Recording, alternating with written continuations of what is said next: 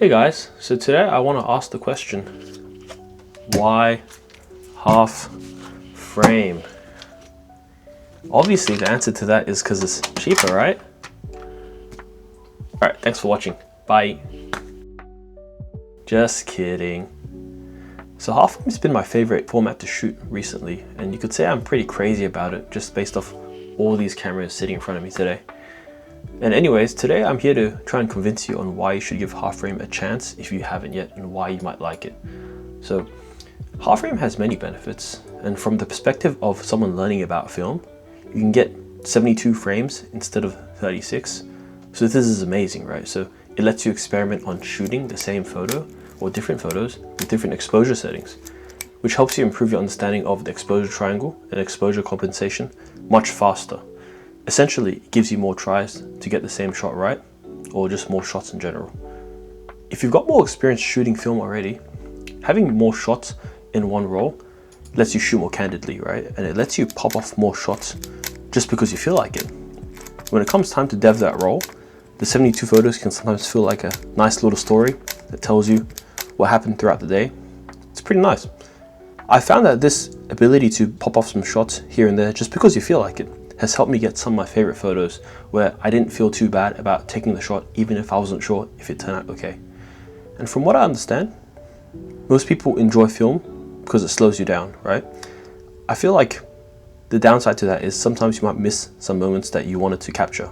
But I feel that because half frame lets you sort of go a bit faster, you can pop off some extra shots, you can catch these candid moments that might pass you by if you weren't able to just pop off these shots candidly. Now, some of my mates have actually been a bit hesitant to try half frame, and usually it's the same reason, right? The half frame roll is too long.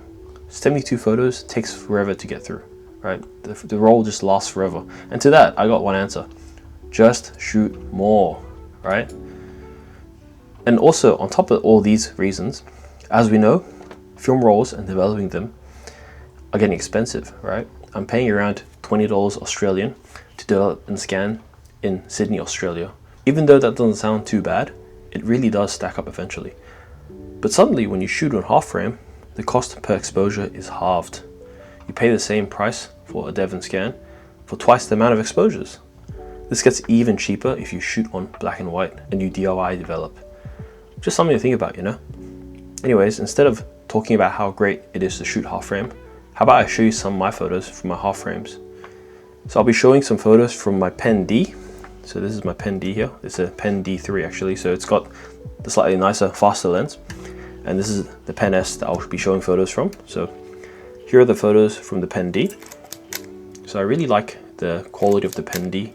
It's pretty much the best of what Olympus pen half frames had to offer at the time, right? So it's got the sharpest clinical lens, and the Pen S just looks great too. So the Pen S has a Tessar design lens, so it just gives you that really nice sharpness. Not to the level of the clinical sharpness of the Pen D, but it's still quite nice. So it's got a 4-element Tessar design. The Pen D, I believe, has a 6-element design, and that's why you get that much sharper image, right?